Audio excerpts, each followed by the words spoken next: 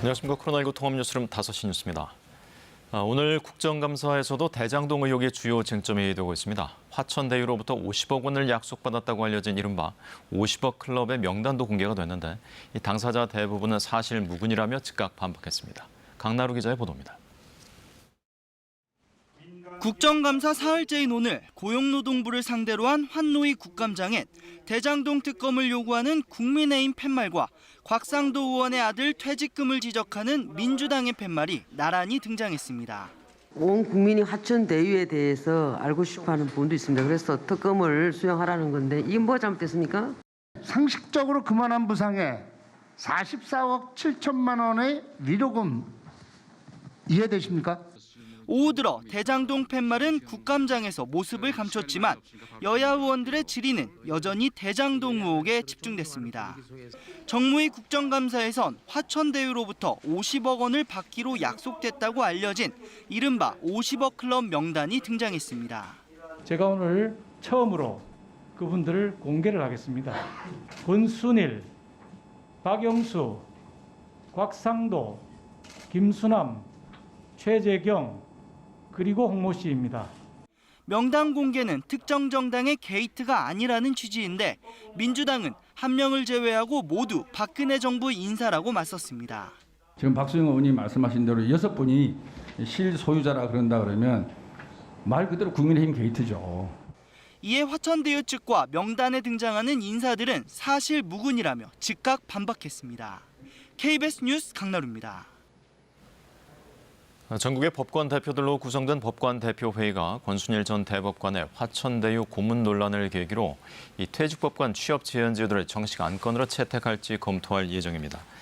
법관 대표회의 산하 사법신뢰분과위원회는 어제 퇴직법관 취업 제한제도에 대해서 논의하기로 의견을 모았으며 오는 12월 정식 안건으로 상정할지 결정할 계획이라고 밝혔습니다. 앞서 권 전 대법관은 지난해 9월 퇴임한 뒤 변호사 등록을 하지 않고 화천대유 고문으로 월 1,500만 원의 보수를 받아 논란이 됐습니다.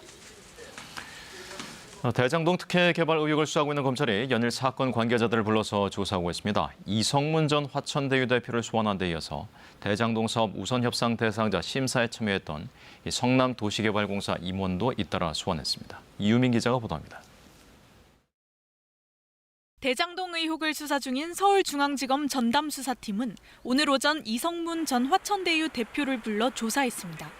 이 전 대표는 2015년부터 화천대유 대표이사로 재직하다 지난달 대표직을 사임했습니다. 검찰은 이 전 대표를 상대로 대장동 개발 사업으로 얻은 수익금의 사용처와 화천대유 자금 출처 등을 물어본 것으로 알려졌습니다. 검찰은 김모 성남도시개발공사 처장도 소환 조사했습니다. 김 처장은 올해 초까지 대장동 개발의 실무 책임을 맡았고 화천대유가 참여한 하나은행 컨소시엄을 우선 협상 대상자로 선정할 때 심사에 참여했습니다. 검찰은 김 처장에게 우선 협상 대상자 선정 과정에 윗선이 개입했는지 여부 등을 캐물었습니다. 앞서 검찰은 어제 화천대유 회계 담당 임원 김모 씨를 참고인 신분으로 소환해 자금 출처와 수익금 사용처 등을 확인했습니다. 또 화천대유 주요 인물들과의 녹취록을 제출한 정영학 회계사와 구속된 유동규 전 성남도시개발공사 기획본부장도 각각 추가로 불러 조사했습니다. 검찰은 조사 결과를 바탕으로 화천대유 대주주이자 정관계 로비 의혹 핵심 인물로 꼽히는 김만배 씨를 소환 조사한다는 계획입니다. KBS 뉴스 이유민입니다. 고위공직자범죄수사처가 이른바 고발사주 의혹에 연루된 국민의힘 정점식 의원 사무실 등을 압수수색했습니다. 또한 공수처는 이 윤석열 전 검찰총장 측이 고발한 제보사주 의혹과 관련해서 박지원 국가정보원장을 입건했습니다. 이재희 기자가 보도합니다. 고위공직자범죄수사처가 국민의힘 정점식 의원의 국회 사무실 등을 압수수색했습니다. 공수처 수사 3부는 오늘 오전 9시 50분쯤 검사와 수사관 등 9명을 정 의원의 국회 사무실에 보내 압수수색 영장을 집행했습니다. 공수처는 조모 변호사의 사무실도 압수수색한 것으로 확인됐습니다. 조 변호사는 지난해 8월 당시 미래통합당이 최강욱 열린민주당 대표를 공직선거법 위반 혐의로 고발했을 때 고발장을 작성했습니다. 앞서 정 의원은 지난해 당 법률지원단장을 맡으며 최강욱 고발장 초안을 누군가에게 받아 당무감사실에 넘겼고 해당 초안은 조 변호사에게 전달돼 실제 고발로 이어진 것으로 알려져 있습니다. 해당 초안은 지난해 4월 손준성 전 대검 수사정보정책관이 텔레그램 메시지를 통해 김웅 의원에게 보냈다고 지목된 고발장과 유사한 것으로 확인돼 의혹이 일고 있습니다. 공수처는 윤석열 전 검찰총장 측이 고발한 이른바 제보사주 의혹에 대해서도 공식 수사에 착수했습니다.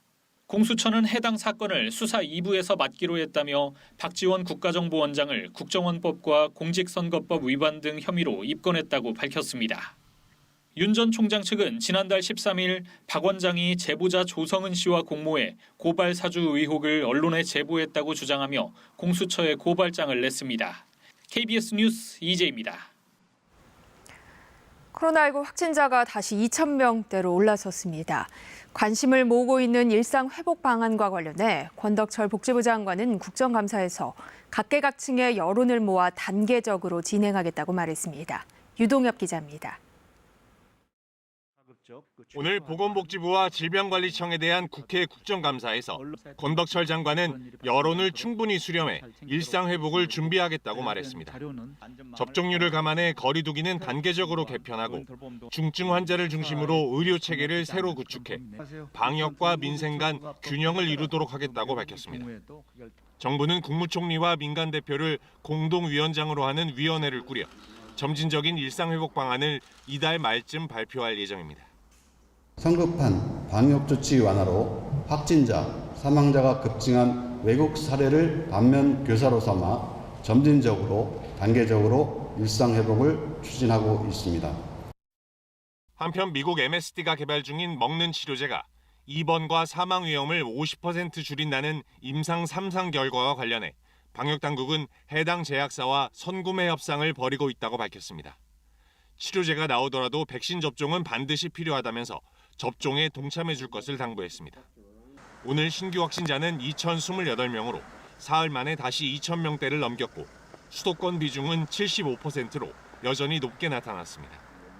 방역당국은 등교 확대로 학생 확진 사례가 꾸준히 늘어 접종을 완료한 18살을 제외한 모든 학생 연령에서 발생률이 최대치를 기록했다고 밝혔습니다. 최근 들어 돌파 감염 증가와 함께 인구 이동량도 늘고 있어 높은 접종률에도 불구하고 안심할 수 있는 단계가 아니라고 강조했습니다. 어젯밤 8시부터 진행 중인 16살과 17살 청소년의 접종 사전 예약은 4시간 만에 20% 넘는 예약률을 나타냈습니다. KBS 뉴스 유동엽입니다.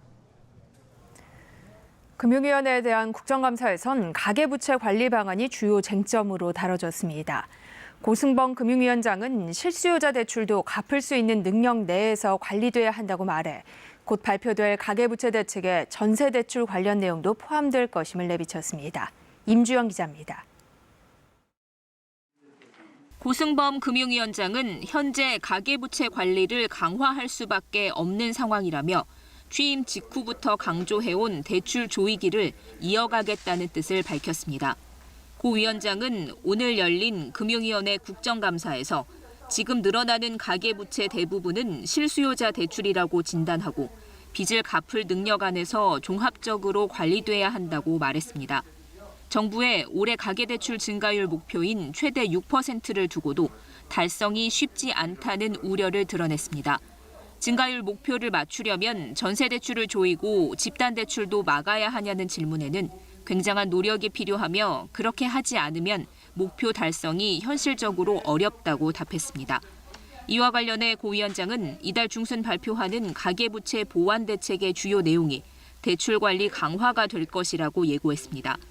갑작스럽고 극단적인 대출 총량 관리로 실수요자 고통이 커지고 있다는 비판에는 가계부채 관리를 위해 불가피한 측면이 있다고 답했습니다. 다만 실수요자 보호 부분을 조화롭게 하면서 시장이 적응할 수 있도록 노력하겠다며 전세대출과 집단대출 등은 좀 더 세심하게 보겠다고 거듭 밝혔습니다. KBS 뉴스 임주영입니다. 지난달 소비자 물가가 2.5% 오르며 소비자 물가가 6개월째 2%대 상승률을 보였습니다. 농산물의 상승세는 다소 꺾였지만 유가가 여전히 강세인 데다 가공식품과 서비스 가격도 많이 올랐습니다. 이승훈 기자입니다. 지난달 소비자 물가는 1년 전과 비교해 2.5% 올랐습니다. 6개월째 2%대 상승률로 물가관리 목표치를 크게 웃돌고 있는 겁니다. 분기를 기준으로 보면 3분기 2.6%로 2012년 1분기 이후 최고치입니다. 품목별로는 석유류의 가격이 22% 인상되며 전체 물가 상승을 이끌었습니다. 높은 유가에 공업 제품의 가격도 3.4% 올라 2012년 5월 이후 가장 높은 수준입니다. 이 가운데 가공식품은 2.5% 오르며 8월보다 상승폭을 더 확대했습니다. 서비스 물가도 강세입니다. 재료비 인상에 외식을 비롯한 개인 서비스 가격은 2.7% 상승했고 집세도 1.7% 올랐습니다. 다만 그동안 물가 상승을 이끌었던 농축수산물의 가격은 3.7% 올라 전달보다 상승폭을 크게 줄였습니다. 특히 농산물의 가격은 지난해 5월 이후 처음 하락세로 전환했습니다. 농산물은 과실과 곡물 등은 상승하였지만 채소 가격이 내리면서 0.6% 하락 전환하였습니다. 문제는 앞으로의 전망입니다. 농산물 가격 상승은 한풀 꺾였지만 소비 심리 반등으로 개인 서비스 가격의 강세가 예상되는 데다 국제 유가 상승에 우유값, 전기료 인상까지 가세하며 물가 안정이 쉽지 않은 상황입니다. 기획재정부도 물가 상방 압력에 지난해 통신비 지원이 기저효과로 작용하며 10월 소비자 물가는 상승폭을 더 키울 것으로 전망했습니다. 정부는 4분기 공공요금은 최대한 동결하고 가공식품의 과도한 가격 인상을 감시하는 등 물가 대책을 추진하겠다고 밝혔습니다. KBS 뉴스 이승훈입니다. 닭고기 제조 판매업체 7곳이 삼계탕용 생닭 가격 등을 담합하다가 공정거래위원회에 촉발됐습니다. 공정위는 200억 원대 과징금을 7개 업체에 부과하고 시장 지배력이 큰 하림과 올품 2개 업체는 검찰에 고발했습니다. 김유대 기자가 보도합니다. 공정거래위원회는 지난 2011년 9월 하림 등 닭고기 신선육 제조 판매업체 6곳이 삼계탕용 생닭 가격 인상을 합의했다고 밝혔습니다. 생닭 판매 가격은 한국육계협회가 고시하는 시세에서 각 업체가 금액을 할인해주는 방식으로 결정되는데 할인 금액의 상한가 폭등을 사전에 합의하는 방식으로 시세를 조정했다는 게 공정위 판단입니다. 공정위 조사 결과 이 같은 가격 담합은 2015년 6월까지 모두 9차례에 걸쳐 이루어진 것으로 드러났습니다. 공정위는 또 생닭 가격을 올리기 위해 업체들이 시장 출고량을 인위적으로 조절했다고 밝혔습니다. 업체들이 짜고 병아리 물량을 조절하거나 닭고기를 냉동 비축하는 방식으로 시중 유통 물량을 조절했다는 게 공정위 조사 결과입니다. 업체들은 출고량 조절이 정부의 수급 조절에 따른 것이라고 주장했지만 공정위는 받아들이지 않았습니다. 공정위는 생닭 출고량 조절에 관한 구체적인 정부의 행정 지도가 없었고 업체들의 출고량 조절 목적이 인위적으로 가격을 올려 자신들의 이익을 보존하는 데 있다고 봤기 때문입니다. 여름철 삼복 절기 등 성수기에는 가격을 최대한 상승시키고 겨울철과 같은 비수기에는 가격 하락을 최대한 방어하여 자신들의 손익을 개선하기 위한 목적으로 공정위는 7개 업체에 대해 모두 251억여 원의 과징금을 부과했습니다. 특히 시장 지배력이 크고 담합 가담 기간이 긴 하림과 올품 등 2곳은 검찰에 고발했습니다. 공정위 결정에 대해 한국육계협회는 닭고기 가격 안정을 위한 정부의 수급 조절 정책을 따른 것을 담합으로 단정한 것은 과도하다며 법적 대응을 검토하겠다고 밝혔습니다. KBS 뉴스 김유대입니다. 육군 중앙수사단이 군의 감시 장비인 폐쇄회로 TV 납품업체 선정 과정에서 포착된 비위를 확인하기 위해 경기도 과천에 있는 방위사업청을 압수수색했습니다. 중수단은 방위사업청이 주관한 중요시설 경계 시스템 사업을 따낸 A사가 선정 과정에서 시험 성적서 등 일부 서류를 조작한 정황을 포착한 것으로 알려졌습니다. 해당 사업은 오는 2024년까지 육해 공군과 국방부 직할부대에 중요시설 경계를 담당할 근거리 카메라와 철책 감지 장비 등을 과학화 장비로 구축하는 사업으로 2018년부터 본격 추진된 것으로 알려졌습니다. 전국 곳곳에서 10월 최고 기온이 경신되고 있습니다. 남부 지역은 30도를 웃도는 열대야가 이어지는 곳도 있는데요. 10월 늦더위의 원인과 언제쯤 이 더위가 수그러들지 정지주 기자가 전해드립니다.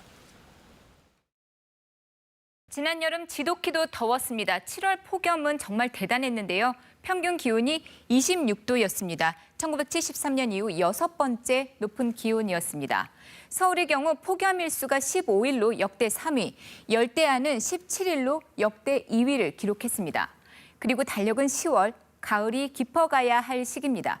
도톰한 옷 꺼내 입을 시기인데요. 반소매 차림이 어쩐지 더 익숙합니다. 심지어 해수욕하는 모습도 어색하지 않습니다. 한여름과 다르지 않죠. 어제, 그러니까 10월 5일 제주도 모습입니다. 제주의 경우 3일 북부 지역의 최고 기온이 31.1도까지 오르면서 10월 기록으로는 역대 2위를 기록했습니다. 어제 낮 최고 기온 분포도입니다. 검은색 부분이 30도 이상이고요. 그리고 붉은색이 25도 넘은 곳인데 대부분 이렇게 25도를 넘었습니다. 특히 포항 호미곶, 울산 온산읍 등은 31.6도까지 올랐습니다. 경상도와 전남 내륙 여러 지역이 30도를 넘었습니다. 그 더위 밤으로도 이어졌습니다. 열대야 때문에 잠 못 드는 거 한여름 얘기인 줄 알았는데 10월 남부 지방에서 나타났습니다. 4일 밤 기온을 보면은요. 경남 의령군 칠곡면 신포리의 밤 최저 기온이 25.4도였습니다. 3일 밤에는 전남 여수 거문도, 제주 성산과 마라도 등이 25도를 웃돌았습니다. 그러니까 10월인데 열대야란 얘기입니다. 서울도 오늘은 비가 오면서 기온이 내려갔지만은요. 어제 역대 가장 높은 10월 최저 기온을 기록했습니다. 22.9도였거든요. 1907년 기상 관측 이래 가장 높았다는데요. 그런가 하면 특이한 기상 현상도 나타났습니다. 지난 1일 밤 중부지방 곳곳에 돌풍과 벼락을 동반한 요란한 비가 쏟아졌습니다. 비바람에 옥상 구조물 부서져 달리던 차량을 덮치기도 했고요. 옥상에 있던 뭔가 천장재 같은 게 바람에 이제 날라온 거거든요. 이제 네. 제가 지나가는 길에 그냥 퍽 하고 떨어졌는데 차는 완전히 다 망가지고 있는데. 그 요란했던 10월 밤비로 2시간 동안 서울에서만 소방당국에 100여 건의 피해가 접수됐습니다. 그리고 용오름입니다. 땅이나 바다 표면과 하늘에서 부는 바람의 방향이 서로 다를 때 나타나는 건데요. 일종의 큰 회오리 바람입니다. 2일 아침 울릉도 앞바다인데요. 커다란 용오름이 이렇게 관측이 됐습니다. 한반도 상층을 통과한 찬 공기의 영향이 컸습니다. 대기 불안정으로 이런 현상들이 나타났다는데요. 자, 하지만 그 찬 공기가 물러났고요. 한반도에는 한여름에나 있을 법한 아열대 고기압이 이렇게 떡하니 자리를 잡고 있습니다. 자, 어제 오전 제주 지역 상공 5km 기온이 영하 5도였고요. 그리고 지상의 기압에 해당하는 지위고도라는 게 이렇게 나타났습니다. 한여름 상황과 비슷하다는데요. 서태평양의 고수온 현상 때문에 빚어진 일입니다. 최근 열대 서태평양의 해수면 온도가 30도를 웃돈다죠. 예년보다 1, 2도 정도 높은 상태인데요. 여기서 발생한 상승 기류가 한반도 주변 중위도에 와서 가라앉으면서 고기압을 발생시켰다죠. 이게 가을 더위를 몰고 온 아열대 고기압이라는 게 기상청의 설명입니다. 10월의 이상한 고온 현상은 중부지방은 오늘 비와 함께 서서히 수그러들겠지만 남부지방은 좀 더 견뎌야 할 것 같습니다. 한낮 기온 오늘도 29도까지 오르는 곳 있거든요. 하지만 여름의 끝 분명 있습니다. 오는 일요일부터 기온이 낮아질 가능성 크다고 기상청은 내다봤습니다. 단풍도 시작됐습니다. 설악산 대천봉에서 지난달 30일에 첫 단풍이 관측이 됐거든요. 평년보다 이틀 늦었다는데요. 그리고 10월 하순경이면 단풍은 절정을 이룰 것으로 예상됩니다. 지난해보다 3일 정도 늦어지는 겁니다. KBS 뉴스 정지주입니다.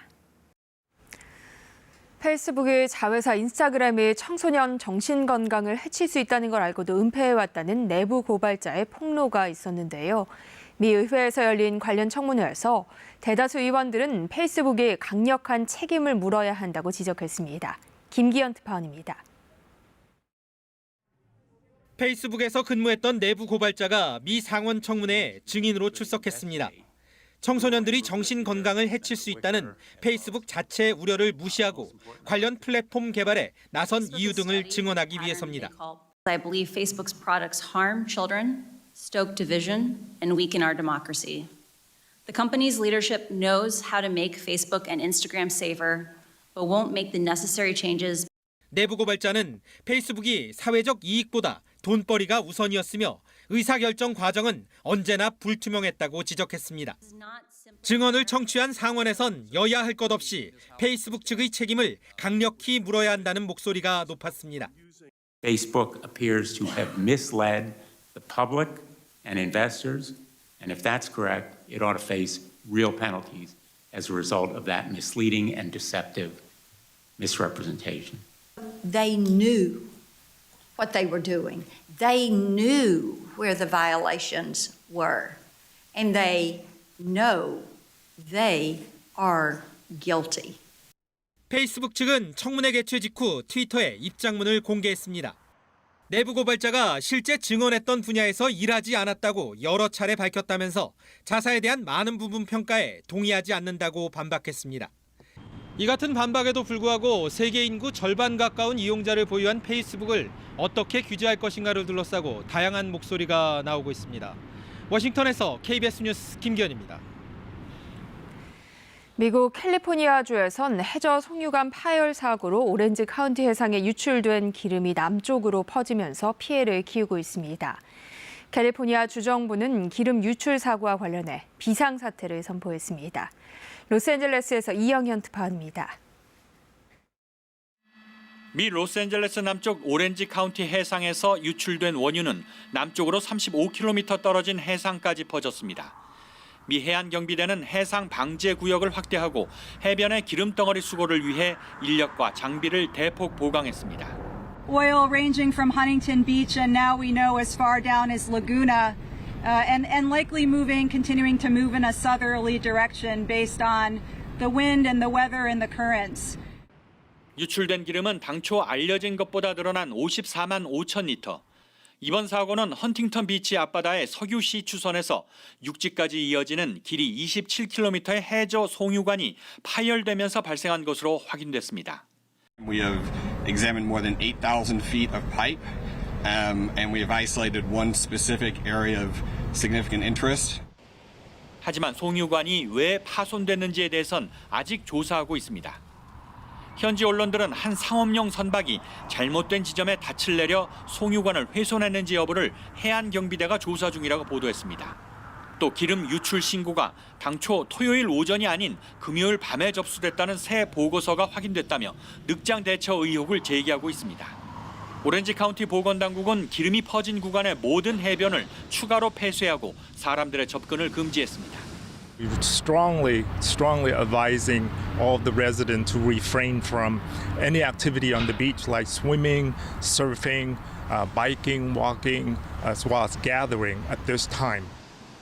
해변 폐쇄로 관광객들이 끊기자 헌팅턴 비치 주민은 사고업체를 상대로 집단 소송을 제기했습니다. 게빈 뉴섬 캘리포니아 주지사는 유출된 기름 수거 작업에 주 정부 자원을 지원하기 위해 오렌지 카운티에 비상사태를 선포했습니다. 로스앤젤레스에서 KBS 뉴스 이영현입니다.